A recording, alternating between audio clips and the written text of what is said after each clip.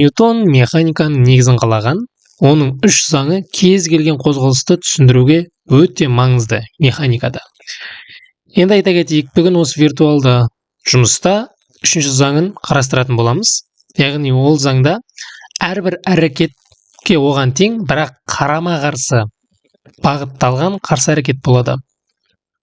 Мысалы, мына осы виртуалды жұмыста бізде динамометр құрылғысы көрсетілген, күшті анықтайтын. Яғни екеуінің де күші тең, 10-да 10. Мысалы, сол жақтағы адам тартқан кезде, оң жақта да оған қарама-қарсы бағытта тең күш жүреді. Мысалы, 4 болса, мына жақта да 4. Міне. Ол енді керісінше былай жапқан кезде, ол жерде де мынау сол жақтағымен теңеседі. Мысалы, 1-ге шейін апарайық, 1-де 1 болады. Мінекей.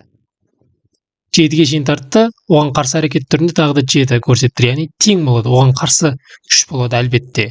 Бұл бізде Ньютонның үшінші заңы. Бұдан басқа тағы да мысалдар бар, қарастырсақ. Мысалы, мылтықтатқанда оқ алға ұшады. Бірақ мылтық ол артқа қарай теуіп жібереді. Міндетті түрде. Яғни қарама-қарсы тең әрекеттік күш пайда болады. Мысалы, қабырға бар деп елестетейік, белгілі бір қабырға. Оған допты лақтырған кезде топ қабырғаға тию арқылы қайттан артқа қарай ұшады. Бұл жерде де Ньютонның үшінші заңы орындалады.